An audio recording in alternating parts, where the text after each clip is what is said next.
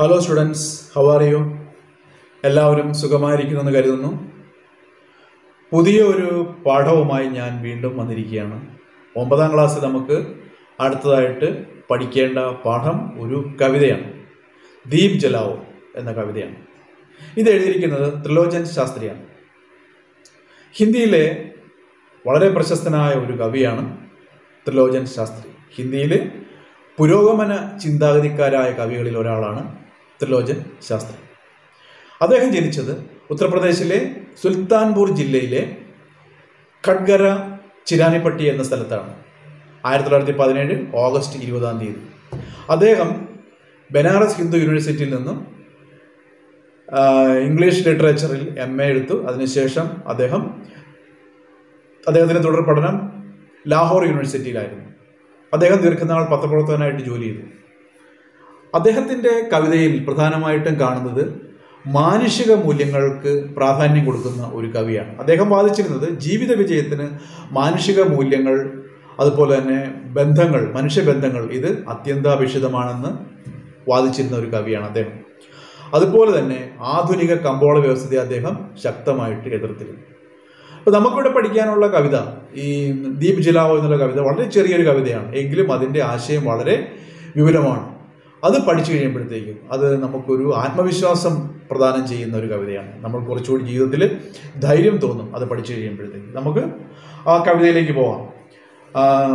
ത്രിലോചൻ ശാസ്ത്രിയുടെ യഥാർത്ഥ പേര് വാസുദേവ് സിംഗ് എന്നാണ്. ത്രിലോചൻ എന്നുള്ളത് അദ്ദേഹത്തിൻ്റെ തൂലികാനാമമാണ്. അപ്പോൾ നമുക്ക് ആ ദീപ് ജലാവോ എന്നുള്ള കവിതയിലേക്ക് പോകാം. നിങ്ങൾ ടെക്സ്റ്റ് ബുക്ക് എടുത്തോളൂ, page number 40. Deep Jalao, Trilochan. First stanza ഞാൻ വായിക്കാം. ഇസ് ജീവൻ മേം രഹന ജായ മൽ, ദ്വേഷ് ദംബ് അന്യായ കൃണ ചൽ, ചരൺ ചരൺ ചൽക്കർ ചരൺ ചരൺ ചൽ ഗൃഹക്കർ ഉജ്വൽ, ഗൃഹ കി ലക്ഷ്മി മുസ്കാവോ. അപ്പോൾ എന്താണ് കവി പറയുന്നത്? ഇസ് ജീവൻ മേം രഹന ജായ മൽ, ഈ ജീവിതത്തിൽ, രഹന ജായ മൽ, മൽ എന്ന് പറഞ്ഞാൽ മാലിന്യങ്ങൾ. അപ്പം ഈ ജീവിതത്തിൽ മാലിന്യങ്ങളൊന്നും ഉണ്ടാകരുത്, ഈ ജീവിതത്തിൽ മാലിന്യങ്ങളൊന്നും ഉണ്ടാകാൻ പാടില്ല. ഇനി എന്ത് മാലിന്യമാണ്? ദ്വേഷ്, ദ്വേഷം എന്താണ്? ശത്രുത.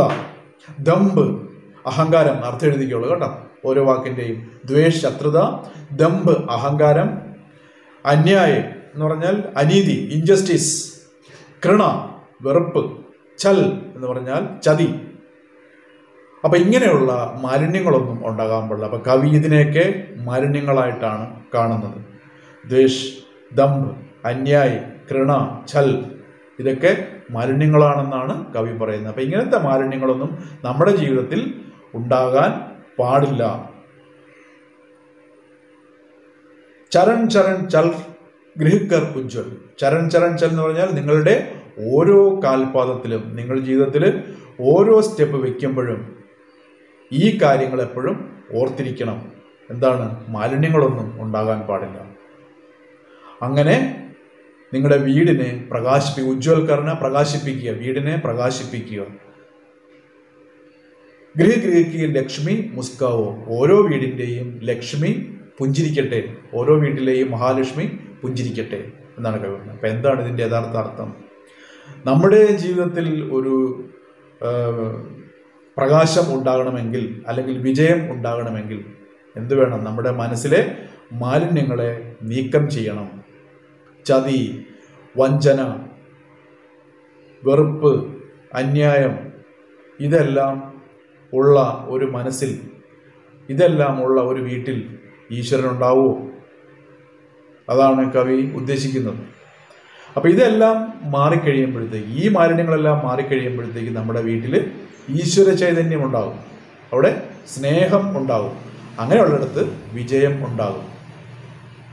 അപ്പോൾ നിങ്ങളുടെ വീടിനെ നിങ്ങൾ സ്വർഗമാക്കാൻ ആഗ്രഹിക്കുന്നുണ്ടെങ്കിൽ ആദ്യം ഈ വീട്ടിലെ മാലിന്യങ്ങൾ നീക്കണം. മറ്റുള്ളവരെ ചതിക്കുന്ന ഒരു വീട്ടിൽ ഈശ്വരൻ ഉണ്ടാവുമോ? മറ്റുള്ളവരെ വെറുക്കുന്ന ഒരു വീട്ടിൽ ഈശ്വരൻ ഉണ്ടാവുമോ? ഇല്ല. അപ്പോൾ അതാണ് കവി പറയുന്നത്. അപ്പോൾ ജീവിതത്തിലെ ഓരോ സ്റ്റെപ്പ് വെക്കുമ്പോഴും നിങ്ങൾ മനസ്സിൽ നന്മയുള്ളവരായിരിക്കണം. അല്ലാതെ മറ്റുള്ളവരിട്ട് എങ്ങനെ പാരവെക്കാം എന്നല്ല സദാസമയം ചിന്തിച്ചുകൊണ്ടിരിക്കേണ്ടത്. എപ്പോഴും എന്താണ്? ആരെയും വഞ്ചിക്കാതെ, ആരെയും ചതിക്കാതെ, ആരോടും അനീതി ചെയ്യാതെ, ആരെയും വെറുക്കാതെ നമ്മൾ അധ്വാനിക്കുന്നത് കൊണ്ട് സന്തുഷ്ടരായിട്ട് ജീവിക്കാൻ നമ്മൾ പഠിക്കണം. അങ്ങനെ ആകുമ്പോഴത്തേക്കും നമ്മുടെ വീട്ടിലെ മഹാലക്ഷ്മി പുഞ്ചിരിക്കും. മഹാലക്ഷ്മി എന്ന് പറയാൻ എന്താണ്? ധനത്തിൻ്റെ ദേവതയാണ്, ഐശ്വര്യത്തിൻ്റെ ദേവതയാണ്. അപ്പോൾ അങ്ങനെ മഹാലക്ഷ്മി പുഞ്ചിരിക്കുക എന്ന് പറയുന്നത് എന്താണ്? നമ്മുടെ വീട്ടിലേക്ക് ഐശ്വര്യം വരും, മഹാലക്ഷ്മി വരും, സമ്പത്ത് വരും, സമാധാനം വരും, സ്നേഹം വരും. അങ്ങനെ വീടൊരു സ്വർഗമായി മാറും. ഓക്കെ, ഇത് മനസ്സിലായി കാണുമെന്ന് ഞാൻ കരുതുന്നു. ആജ് മുക്ത് കർ മൻ കെ ബന്ധൻ കരോ ജ്യോതി ക ജയ് ക വന്ദൻ സ്നേഹ അതുൽ ധൻ ധന്യ യഹ് ഭുവൻ ബൻകർ സ്നേഹ ഗീത് ലഹരാവോ. ആജ് മുക്ത് കർ മൻ കെ ബന്ധൻ, മനസ്സിൻ്റെ ബന്ധനങ്ങളിൽ നിന്നും അതിനെ ഇന്ന് മോചിപ്പിക്കുക. മുക്തുകാരനെ മോചിപ്പിക്കുക. കരോ ജ്യോതി ക ജയ് ക വന്ദൻ, എന്നിട്ട് എന്ത് ചെയ്യണം?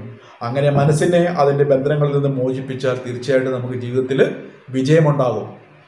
ബന്ധൻ എന്ന് പറയുന്നത് എന്താണ്? നമ്മുടെ സ്വാർത്ഥത, നമ്മുടെ മനസ്സിൻ്റെ സ്വാർത്ഥത, അല്ലെങ്കിൽ എന്താ പറയുക, ആവശ്യമില്ലാത്ത ചിന്തകളും ആവശ്യമില്ലാത്ത വിചാരങ്ങളും ഒക്കെയാണ് ഈ ബന്ധൻ എന്നോട് കവി ഉദ്ദേശിക്കുന്നത്. ഇപ്പോൾ ഓരോരുത്തരുടെയും മനസ്സിൽ 100,000 ചിന്തകളുണ്ട്. ഞാൻ അത് ചെയ്താൽ ശരിയാകുമോ?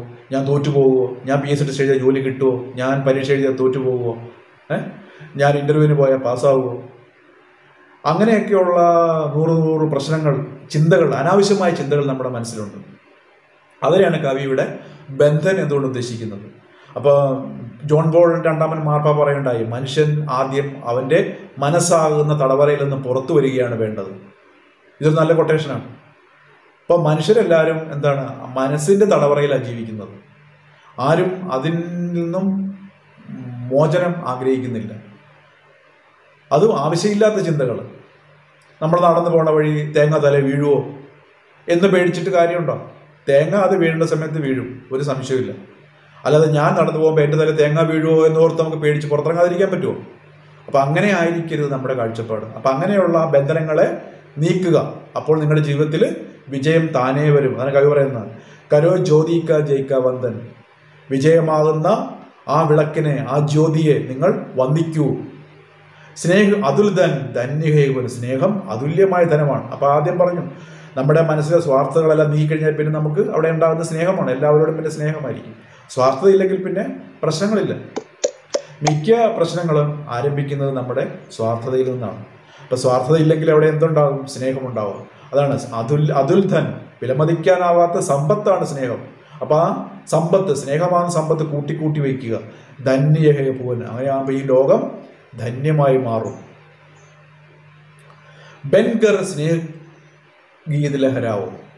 അപ്പം അങ്ങനെ സ്നേഹമാകുന്ന സമ്പത്ത് കൊണ്ട് ഈ ലോകത്തെ ധന്യമാക്കുക. അതുപോലെ തന്നെ സ്നേഹഗീതം, അല്ലെ സ്നേഹമാകുന്ന ഗീതം എല്ലായിടത്തും അലയടിക്കട്ടെ.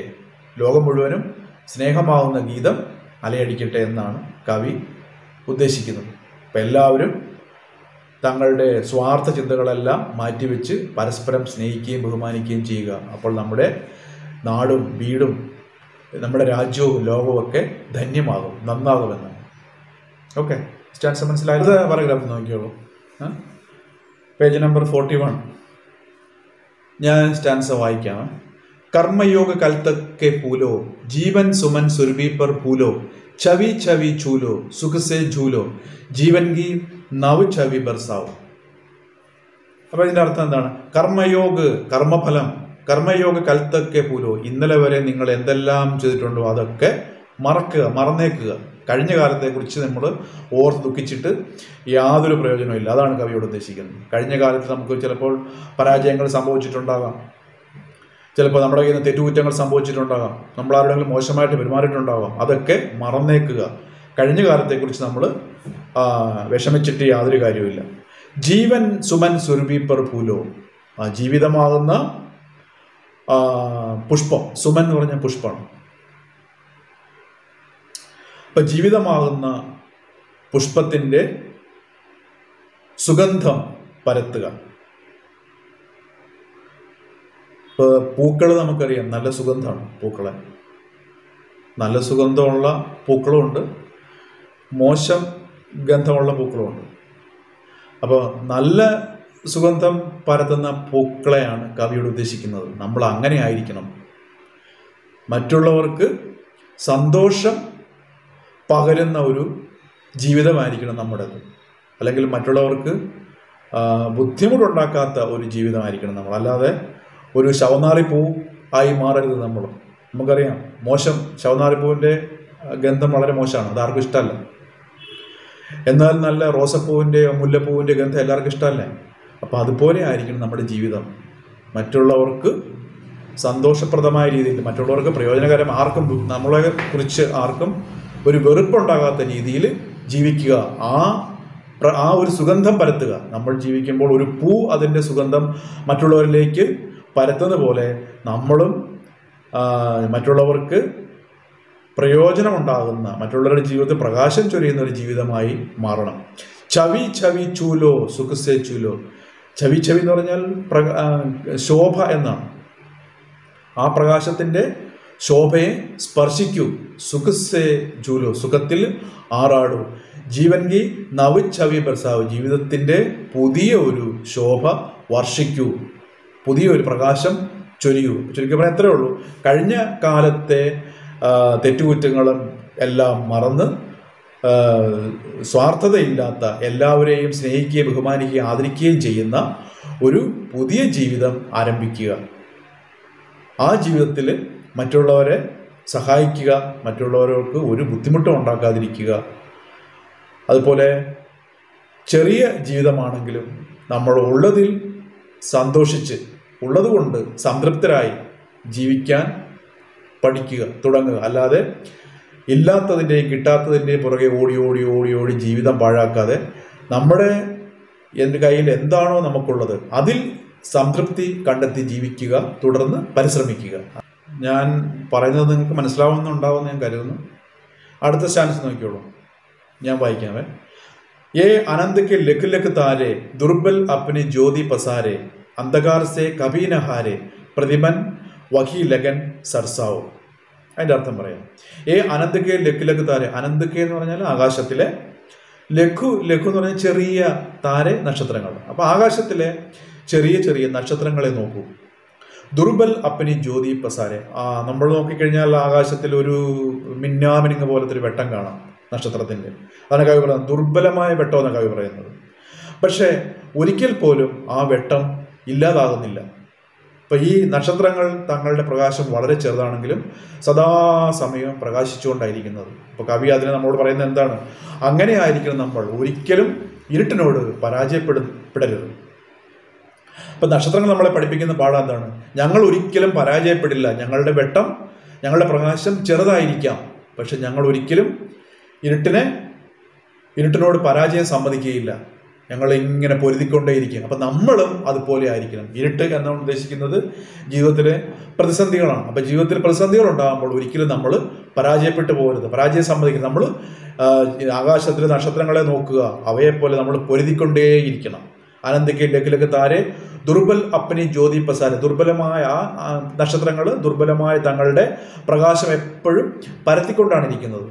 അവർ ഈ ഇരുട്ടിനെ പരാജയപ്പെടുത്താൻ വേണ്ടി എപ്പോഴും പരിശ്രമിച്ചുകൊണ്ടാണ് ഇരിക്കുന്നത്. അത് നമുക്കൊരു നല്ല പാഠമാണ്. പ്രശ്നങ്ങളുണ്ടാകുമ്പോഴത്തേക്ക് നമ്മളും പൊരുതിക്കൊണ്ടേയിരിക്കണം. ഒരിക്കലും പ്രശ്നങ്ങളോട് നമ്മൾ പരാജയം സമ്മതിക്കരുത്. അന്ധകാരസേ കപിനഹാരെ. ഒരിക്കലും ഇരുട്ടിനോട് പരാജയപ്പെടുത്തുക. ഇരുട്ട് എന്നോട് ഉദ്ദേശിക്കുന്നത് നമ്മുടെ ജീവിതത്തിലെ പ്രശ്നങ്ങളാണ്. മനുഷ്യ ജീവിതമാകുമ്പോഴത്തേക്ക് 100,000 പ്രശ്നങ്ങളുണ്ടാകും. പ്രശ്നങ്ങളില്ലാത്ത മനുഷ്യരില്ല. നമ്മൾക്കൊരു പക്ഷേ തോന്നുമായിരിക്കും, അയ്യോ എനിക്ക് 100 പ്രശ്നങ്ങളല്ല, നമ്മളെക്കാൾ കൂടുതൽ പ്രശ്നങ്ങളുള്ളവരാണ് മറ്റുള്ളവർ. അവർ നമ്മളോട് പറയുന്നില്ല എന്ന് മാത്രമേ ഉള്ളൂ. എല്ലാവരും ഒന്നല്ലെങ്കിൽ മറ്റൊരു പ്രശ്നങ്ങൾ അഭിമുഖീകരിച്ചുകൊണ്ടാണ് ഇരിക്കുന്നത്. അല്ലാതെ നമുക്ക് മാത്രം അല്ല ഈ ലോകത്ത് പ്രശ്നങ്ങൾ ഉണ്ടാകുന്നത്. മനുഷ്യനാണോ അവന് പ്രശ്നങ്ങൾ, പ്രോബ്ലംസ്, അത് പല കാരണങ്ങളുണ്ട്. രോഗങ്ങളാകാം, മരണങ്ങളാകാം, കുട്ടികളില്ലാത്ത അവസ്ഥയാകാം. അങ്ങനെ 100,000 പ്രശ്നങ്ങളുമായിട്ട് മനുഷ്യൻ പൊരുതിക്കൊണ്ടിരിക്കുകയാണ്.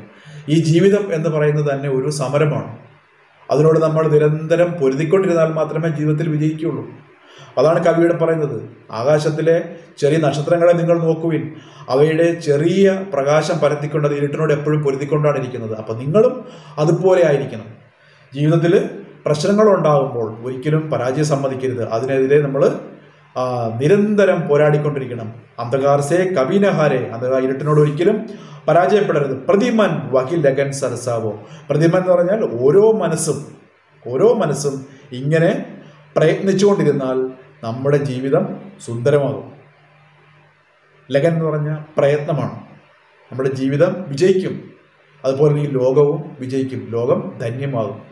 അപ്പം ജീവിതത്തിൽ പ്രശ്നങ്ങൾ വരുമ്പോൾ ഒളിച്ചോടുകയല്ല വേണ്ടത്, പിന്നെ എന്താണ്, അതിനെ സധൈര്യം നേരിടുകയാണ് വേണ്ടത്. അതിനു മുമ്പ് വേണ്ടിയിട്ട് കവി നമ്മുടെ മുമ്പിൽ അവതരിപ്പിക്കുന്ന ഏറ്റവും വലിയ ഒരു ഉദാഹരണമാണ് ആകാശത്തിലെ ചെറുനക്ഷത്രങ്ങൾ. അവയ്ക്ക് നമുക്കറിയാം ഒരു മിന്നാമിനിങ്ങിൻ്റെ വെട്ടേ ഉള്ളൂ, പക്ഷെ അവ ഒരിക്കലും ഇരുട്ടിനോട് പരാജയം സമ്മതിക്കുന്നില്ല. അപ്പം നമ്മളും ഇരുട്ടിനെ പഴിച്ചുകൊണ്ടിരിക്കാതെ ഒരു ചെറിയ മെഴുകുതിരി വെട്ടമെങ്കിലും ആകാൻ നമ്മൾ ശ്രമിക്കണം. അങ്ങനെ ഓരോരുത്തരും മെഴുകുതിരി വെട്ടം കത്തിക്കുമ്പോൾ 100,000 ലക്ഷക്കണക്കിന് മെഴുകുതിരികൾ കത്തുമ്പോൾ പ്രകാശം പരക്കും. അങ്ങനെ നമ്മൾ ഇരുട്ടിനെ പരാജയപ്പെടുത്തും.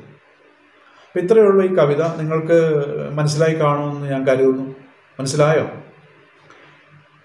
അപ്പം ഞാനിതിൻ്റെ നോട്ട്സ് കൂടെ ഇടാം. നമ്മൾ അധികം വൈകാതെ പുതിയ പാഠമായിട്ട് വീണ്ടും കാണാം. Good bye.